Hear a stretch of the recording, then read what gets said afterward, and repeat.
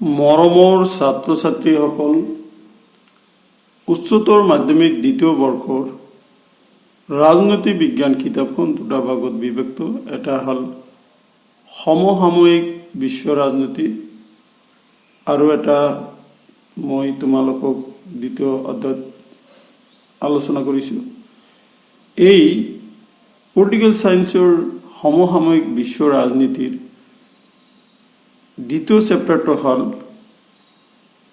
দ্বিৰাষ্ট্ৰবাদৰ অৱসান, the and of বাইপলাৰিটি। আজি মই তোমালোকৰ আগত এই প্ৰথম ভাগৰ দ্বিতীয় চেপ্টাৰটিৰ পৰা 2 নম্বৰ ভিডিঅ'টো লৈ আহিছোঁ। এই ভিডিঅ'ত মই ভেৰি ইম্পৰ্টেণ্ট কুৱেশ্যন এনচাৰখিনি তোমালোকৰ আগত আলোচনা কৰিম, যিবোৰ তোমালোকৰ অহা পৰীক্ষাসমূহত অহাৰ পুৰা সম্ভাৱনা আছে। গতিকে মাই ডিয়াৰ ষ্টুডেণ্ট, তোমালোকে আজিৰ এই অতি প্ৰয়োজনীয় ভিডিঅ'টো প্ৰথমৰ পৰা শেষলৈ চাবা আৰু ভিডিঅ'টো বেছি বেছিকৈ তোমালোকৰ প্ৰিয় বন্ধু বান্ধৱীৰ লগত শ্বেয়াৰ কৰিবা, যাতে এই ভিডিঅ'ৰ দ্বাৰা সিহঁতেও উপকৃত হ'ব পাৰে। বলাচোন এই ভিডিঅ'ৰ কি বিষয়বস্তু আজি আলোচনা কৰা হ'ব সেই বিষয়ে জানিবলৈ চেষ্টা কৰোঁ। Part 2 short questions answer 2 marks.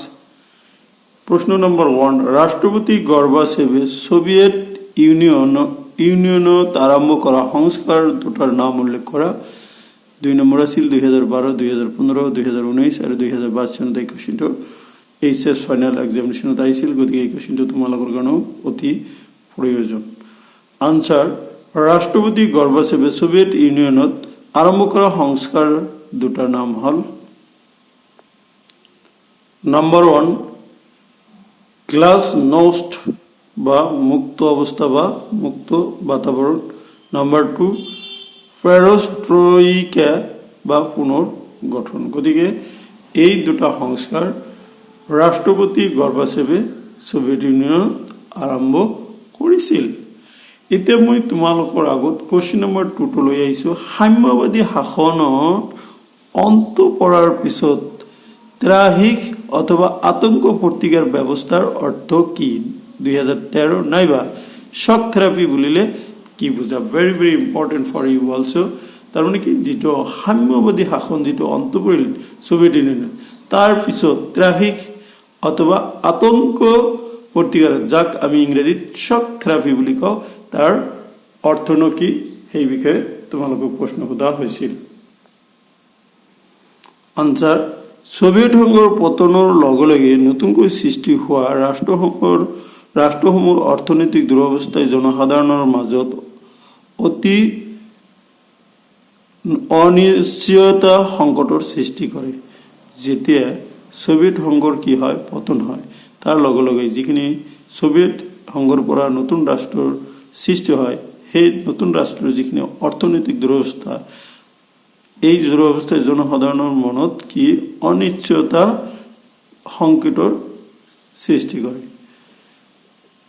জনসাধাৰণৰ এনে আঘাত প্ৰশমন কৰাৰ বাবে বিশ্ব আৰু IMF কিছুমান সংস্কাৰ কাৰ্যসূচী গ্ৰহণ কৰে, যাক আতংক প্ৰতিকাৰ বা শক থেৰাপি বুলি।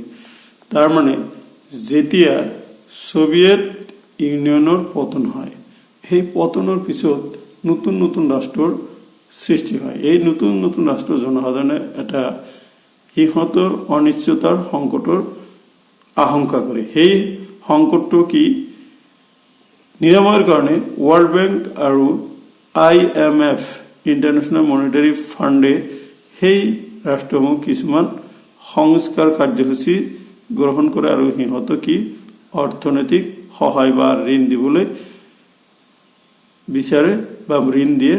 এই ব্যৱস্থাক আমি কি বুলি কওঁ? প্ৰতিকাৰ বা শক থেৰাপি বুলি কওঁ। এতিয়া কুৱেশ্যন নম্বৰ 3 লৈ আহা। দ্বিতীয় বিশ্ব মানে কি বুজা? 2014 চনত প্ৰশ্নটি আহিছিল। আনচাৰ, দ্বিতীয় বিশ্ব বা সমাজবাদী গোট বুলিলে সেইসমূহ পূৰ্ব ইউৰোপৰ ৰাষ্ট্ৰক বুজায় যিসমূহ ৰাষ্ট্ৰ সোভিয়েট ৰাষ্ট্ৰৰ সমাজবাদী বা সাম্যবাদী আদৰ্শত প্ৰতিষ্ঠিত আছিল আৰু ৱাৰছ চুক্তিত স্বাক্ষৰকাৰী আছিল।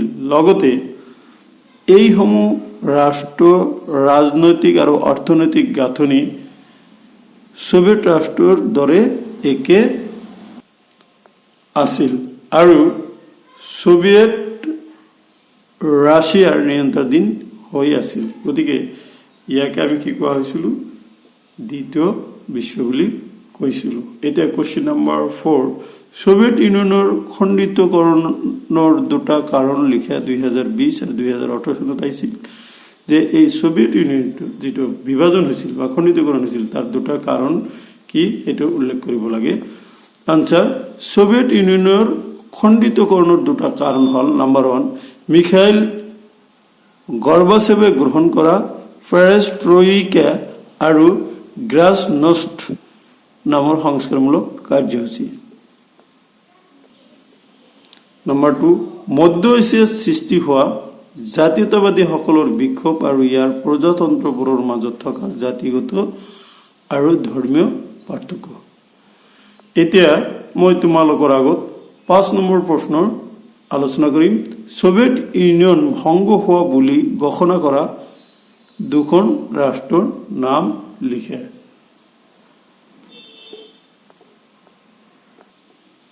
আনসাৰ, সোভিয়েট ইউনিয়ন ভংগ হোৱা বুলি ঘোষণা কৰা দুখন ৰাষ্ট্ৰৰ নাম হল number 1 Russia, number 2 Ukraine, number 3 Belarus. Question number 6 ভাৰতবৰ্ষৰ লগত ৰাছিয়াৰ সম্পৰ্কৰ দুটা বিষয় উল্লেখ কৰা।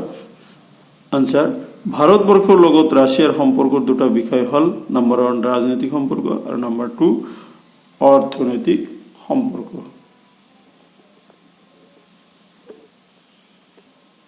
মৰমৰ ছাত্ৰ ছাত্ৰীসকল, এইখিনিতে তোমালোকক জনাব পাই সুখী হৈছো যে তোমালোকৰ প্ৰিয় চেনেল ইংলিছ লাৰ্নিং আসামে তোমালোকৰ আগত পৰ্যায়ক্ৰমে প্ৰতিদিনে তোমালোকৰ 8টা বিষয়ৰ ভিডিঅ' আপলোড কৰিছে।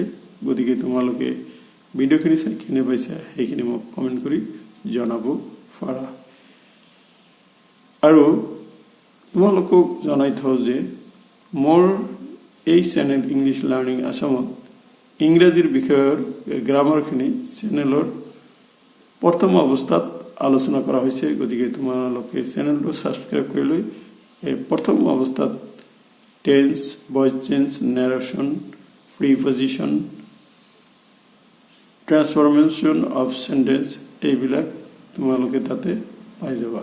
গতিকে তোমালোকে সেইখিনি চাবলৈ নাপাহৰিবা। এতিয়া মই তোমালোকৰ আগত 7 নম্বৰ কোৱেশ্চনটো আলোচনা কৰিম। যুগোস্লাভিয়াৰ পৰা সৃষ্টি হোৱা দুখন ৰাষ্ট্ৰৰ নাম লিখা। আনসাৰ, যুগোস্লাভিয়াৰ পৰা সৃষ্টি হোৱা দুখন ৰাষ্ট্ৰৰ নাম হল সাৰ্বিয়া আৰু বসনিয়া। কোৱেশ্চন নম্বৰ 8 শক থেৰাপিৰ যিকোনো দুটা নেতিবাচক প্ৰভাৱ লিখা। Very important question.